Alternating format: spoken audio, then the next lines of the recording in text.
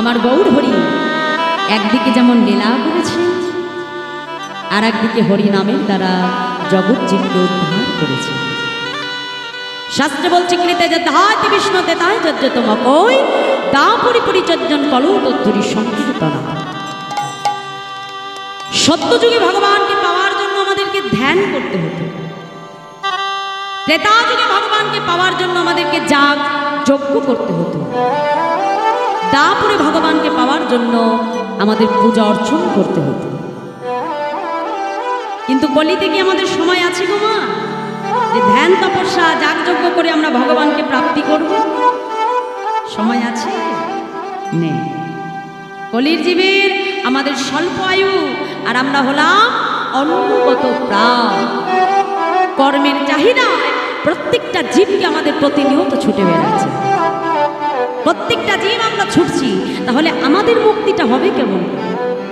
মহাপ্রভু আনলেন কি হরে রে নাম হরে রে নাম হরে রে নামাই মকে বলা কলৌ নাস্তে বগলে। পরিষ্কার ভাষায় জানিয়ে দিলে যে হরি নাম বিনা আমাদের কলি জীবের গতি নাই, গতি নাই, গতি নাই।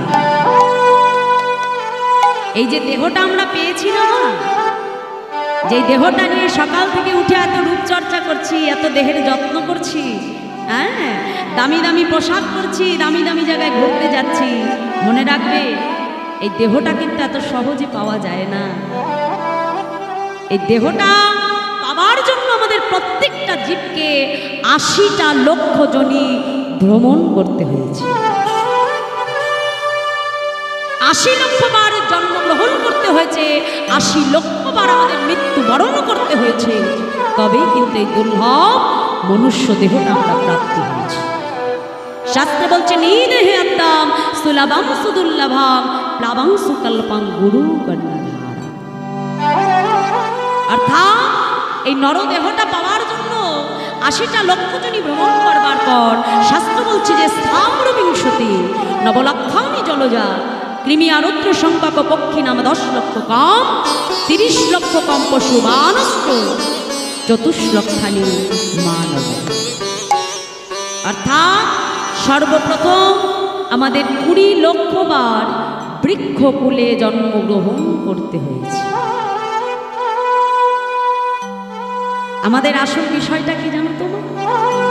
আমরা তো কেউ শাস্ত্র অধ্যয়ন করি না, জাগতিক জগতের কিছু পড়াশুনোকে পড়ে নিয়ে আমরা মনে করি যে আমরা প্রচুর শিক্ষিত হয়ে গেছি, হ্যাঁ, আর সেই শিক্ষার বড়াই করে বিভিন্ন জায়গায় ঘুরছি, দামি দামি এসি গাড়ি চড়ছি, দামি বাড়ি ফ্ল্যাটে থাকছি, মনে করছি এটাই জীবন, কিন্তু এটা আসল জীবন নয়। মনে রাখবে তুমি যেখান থেকে এসেছিলে দিনের শেষে কিন্তু আবার তোমাকে সেই জায়গাটাতেই ফিরে যেতে হবে। আজকে দুদিনের জন্য যে ভালো বাড়ি তৈরি করে রয়েছি ওটা হলো দুদিনের জন্য আমাদের একটা বাসা। আজ আছে, কাল চোখ বন্ধ করলে আর সেটা আমার থাকবে না। কিন্তু যখন ভগবানের কাছে যেতে হবে তখন তার কাছে যে একটাই বিচার হবে যে তোমাকে যে দুর্লভ দেহটা দিয়ে পাঠালাম, এই দেহটা দিয়ে সংসারে এসে তুমি কতটা গোবিন্দ ভজন করতে পারো। সেই দিন কিন্তু এই বিচারটা করবে না যে কটা বাড়ি হয়েছে, কটা গাড়ি হয়েছে, কতটা শিক্ষিত হয়েছ, এই বিচারের খাতাটা তোমার খুলবে না। এই বুদ্ধিটাই আমাদের, এই চৈতন্যটাই এখনো আসেনি। এর জন্য আমাদেরকে শাস্ত্র জানতে হবে। দেখো মা, জাগতিক জগতের শিক্ষার যেমন অবশ্যই প্রয়োজন আছে, সমাজে চলতে গেলে জাগতিক শিক্ষাকে অবশ্যই পাথেয় করতে হবে, কিন্তু তার পাশাপাশি আমাদের সন্তানকে পরমার্থিক শিক্ষাও দান করতে হবে। শুধু জাগতিক শিক্ষা দিলে কিন্তু সন্তানের ভেতরে মনুষ্যত্ব তৈরি হয় না। যদি তৈরি হতো তাহলে আজকে আমাদের এই শহরের বুকে এত বড় বড় বৃদ্ধাশ্রমগুলো তৈরি হতো না। যে বাবা মা দিনরাত পরিশ্রম করে সন্তানকে মনে করছে মানুষ তৈরি করছে, আর সেই সন্তানই যখন বড় হয়ে চাকরি বাকরি করে অবশেষে ওই পিতামাতার স্থান হয়ে যায় শহরের বৃদ্ধাশ্রম। তাহলে সন্তানকে শুধু জাগতিক শিক্ষা দিয়ে বড় করে তুললে হবে না গো মা, পাশাপাশি তাকে পরমার্থিক শিক্ষাও দিতে হবে। মহাজন বললেন চারি বেদ সরদর্শ দর্শন পড়িয়াছে যে জন, সে যদি গৌরঙ্গ নাহি ভজে, বৃথা তার অধ্যয়ন, লোচনবিহীন জন দরপনে অন্ধের কি বাধা। একটা অন্ধের সামনে যেমন একটা মূল্যবান আয়না ধরলে আয়নাটা ধরা যেমন বৃথা হয়ে যায়, ঠিক এই জগতে পার্থিব শিক্ষাকে গ্রহণ করলে এক অন্ধের সামনে আয়না ধরার মতোই বৃথা হয়, যে জন্মলিতে জন্মগ্রহণ করে আমার গৌর হরির চরণকে ভজনা, যে গৌর গোবিন্দকে না চেনে এই জগতে তার জন্মটাই বৃথা। তাহলে শাস্ত্র বলছে যে এই নরদেহটা পাওয়ার জন্য আমাদের 20 লক্ষ বার বৃক্ষকুলে আসতে হয়। কত না আম গাছ হয়েছি, জাম গাছ হয়েছি, গুল্ম লতা হয়েছি, হ্যাঁ, বাড়ির বাগিচায় কত সুন্দর সুন্দর গাছ লাগাই মা। তা এমনভাবে জন্মগ্রহণ করতে করতে 20 লক্ষ জন্মের শেষ জন্ম কোনটা? যেদিন তুলসী বৃক্ষরূপে আমাদের জন্ম হয়েছে। ওই তুলসী বৃক্ষরূপে জন্মগ্রহণ করে যেদিন গোবিন্দ সেবায় লেগেছ, সেই দিনই তোমার মুক্তি হয়েছে। তারপরে শাস্ত্র বলছে নবলক্ষণী জলজা। তাহলে বৃক্ষকুল থেকে মুক্তির পরে আসলাম কোথায়? জলের জীবনে। কত না মাছ হয়েছি, ঝিনুক হয়েছি, পোকামাকড় হয়েছি, নর্দমার, হ্যাঁ, তেমন ভাবে জন্মগ্রহণ করতে করতে মুক্তি হলো কবে? যেদিন জলের ভেতরে শঙ্খরূপে আমার জন্ম হয়েছে। শঙ্খরূপে জন্মগ্রহণ করে যেদিন গোবিন্দ সেবায় লেগেছি, সেই দিন প্রভু জলজ জীবন থেকে আমাদের মুক্তি লাভ ঘটিয়েছে। তারপরে কি বলল? কৃমিয়ারুদ্র শঙ্খ, কৃমিকীট রূপে আমাদের জন্ম হয় 11 লক্ষ বার। আরে কৃমিকীট জন্মের শেষ জন্ম কোনটা বলো দেখি মায়েরা? বলো, একটু বুদ্ধি করে দেখি বলো। কৃমিকীট জন্ম থেকে মুক্তি কবে হবে গো? যেদিন মধুকর মানে মৌমাছি রূপে জন্মগ্রহণ করেছে। কেন?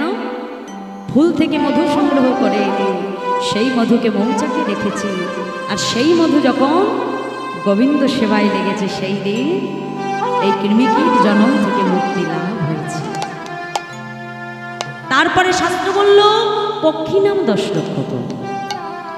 পক্ষীকুলে জন্ম হয় 10 লক্ষ বার। আর এই পক্ষী জন্মের শেষ জন্ম যেদিন ময়ূর রূপে আমাদের জন্ম হয়েছে। ময়ূরের পেখমটা কোথায় শোভা পেয়েছে মা? গোবিন্দের মস্তকে। তাহলে প্রত্যেকটা জন্মেই কিন্তু লক্ষ্য করছেন মা যে ভগবানের সেবায় না লাগতে পারলে কিন্তু মুক্তি হচ্ছে, তাই না? প্রত্যেকটা জন্মে আমাদের গোবিন্দ সেবায় লাগতে হবে, তারপরে কিন্তু দেহের মুক্তি হবে। তারপরে শাস্ত্র বলছে যে পশুকুলে জন্মকর্ম গ্রহণ করতে হয় 30 লক্ষ বার।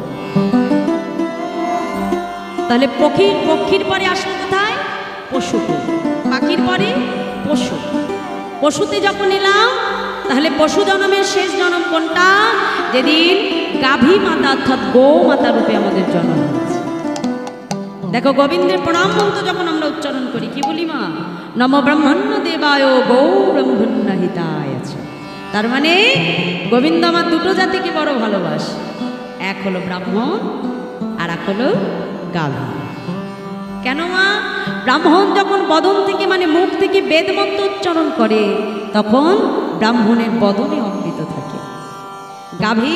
গাভীর পশ্চাৎ থেকে যখন আমরা দুগ্ধ দহন করে ক্ষীর নবনী তৈরি করে যখন ভগবানের সেবায় দিই, তখন আমাদের এই পশু জন্ম থেকে মুক্তি লাভ হয়ে যায়। আর এই মুক্তি পাবার পর শাস্ত্র বলছে যে 24 লক্ষানি মানব, 4 লক্ষ বার মনুষ্য কুলে আসতে হয়। তাহলে কোন জন্ম হয়তো পেলাম, ভগবান আমাকে হাত দিল, পা দিল, কিন্তু ভগবানকে দেখবার মতো দুটো নয়ন প্রভু দান করল। আবার কোন জন্মে নয়ন দিল, বদন দিল, ভগবানকে সেবা করবার মতো দুটো হাত দিল। কোন জন্মে তোমাকে হাত দিল, চরণ দিল, সবই দিল, কিন্তু গোবিন্দর নামটা যে তুমি উচ্চারণ করবে, উচ্চারণ করবার মতো বাক শক্তি তোমাকে দিল। তাহলে এমনভাবে জন্মগ্রহণ করতে করতে যেদিন সর্বস্ব পেয়ে আমরা এই ভুলোকে আসলাম, কিন্তু পেয়েও এই দুর্লভ দেহটা পেয়ে যদি আমি কৃষ্ণ ভজন করতে না পারি, তাহলে পুনরায় আমাকে সেই জন্ম মৃত্যুর চক্রে বারংবার কালক্রমে আমাদের আবর্তিত হয়ে চলতেই হবে। আর যতবার আমরা এই পৃথিবীতে আসব, মনে রাখবে ততবারই কিন্তু আমাদের সংসারের ত্রিতাপ জ্বালাকে ভোগ করতে হবে। আর যতক্ষণ না দেহ পেয়ে গোবিন্দ সেবা করবে, ততক্ষণ পর্যন্ত এই দেহের কিন্তু মুক্তি হবে না। তাই আমাদের মতো কলির কামন্ধ জীবকে উদ্ধার করবার জন্য নবদ্বীপ মাঝে করুণার অবতার আমার দয়াল গৌর হরি অবতীর্ণ। কলিতে তিনি ভগবান হয়ে আসেনি বাবা, কলিতে আমার গৌরাঙ্গ মহাপ্রভু এসেছিলেন ভক্ত হয়ে। ভক্ত হয়ে ধুলায় গড়াগড়ি দিয়ে জীবের হাতে ধরে পায়ে ধরে প্রভু হরিনাম প্রেম ধন বিতরণ করেছে। হ্যাঁ, নদীয়ার পথে পথে দুটি বাহু প্রসার করে নদীবাসীকে ডেকে ডেকে প্রভু বলছে, কি বলছে? দেখি আজ এখানে কারা কারা আমার মহাপ্রভুর প্রেম ধন নিতে চাও? দেখি একটু হাত তোলো দি মায়েরা, সবাই নেবে তো? তাহলে একটু হাত তোলো কষ্ট করে, সবাই মিলে। হ্যাঁ, বাহ, দেখো করতালি দাও, দেখবে এর ভেতরে কত আনন্দ পাওয়া যায়। এই যে দেখো, তোমরা আমার কথাটা মিলিয়ে রাখো, এই যে এতক্ষণ হরিবাসরে থাকবে, দেখবে এর ভেতরে কোথাও কোনো দুঃখ কষ্ট যন্ত্রণা কিচ্ছু থাকবে। হ্যাঁ, আর যেই ঘরে ফিরে যাব, অমনি মাজার ব্যথা, সংসারের ব্যথা, কোথা থেকে যে এত ব্যথা আসে গো মা বুঝে পাই। কিন্তু হরিনামে ব্যথা আছে গো? নেই, হরিনামে কি আছে? শুধু আনন্দ আনন্দ আনন্দ, তাই না? তাহলে দেখি একটু বাহু তোলো দুটো, সবাই মিলে ধরলো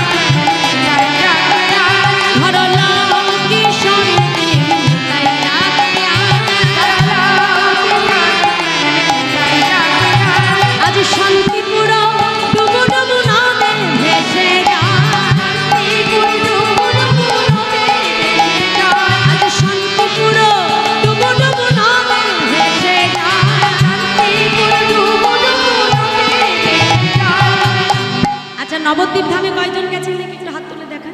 নবদ্বীপ ধাম, বাহ, যা হয়েছে খুব ভালো। তাহলে মায়েরা, আজকে এটা আমাদের দাদা ভাইয়ের বাড়ি নেই তো? হ্যাঁ, আছে কি? কি হয়েছে এই জায়গাটা, কি হয়েছে এখন?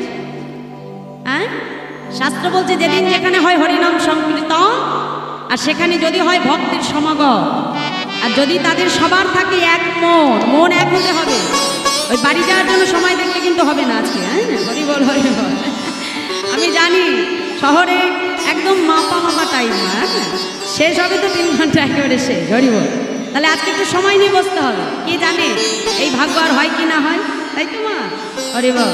তাহলে যেদিন যেখানে হয় হরিনাম সংকীর্তন, যদি ভক্তির সবার হয় এক মন, না হয় প্রভু আনমন, সেই তো নিত্য নবদ্বীপ, সেই তো মধুময় বৃন্দাবন। তাহলে এটা আজ আমাদের নবদ্বীপ ধাম তৈরি হয়েছে, কি তাই তো? হ্যাঁ, তাহলে দেখি সবাই একটা হাত তোলো, সবাই মিলে বাহু তোলে। আজ আমাদের শান্তিপুর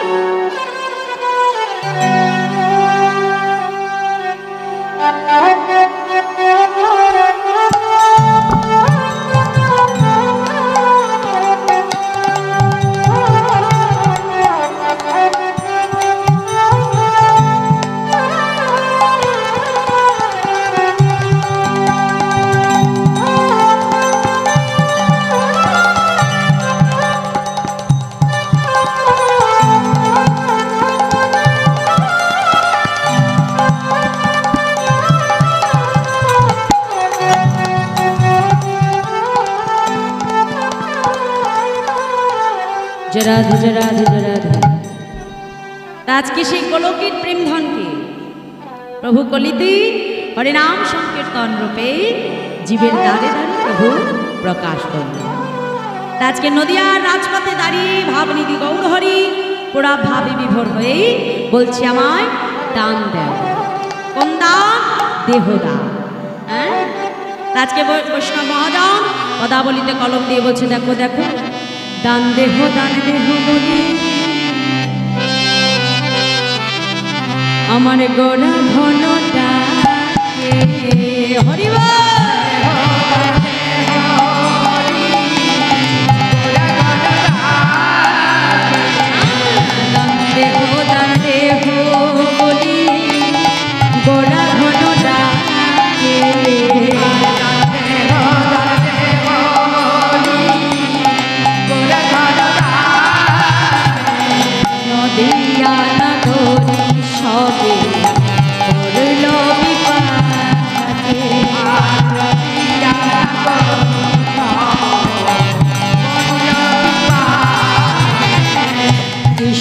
দান চাহে আমার গোড়া দিজ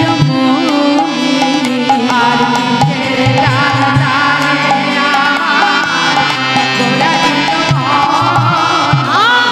পেত্র দিয়া গলিয়া রাখয়ে তর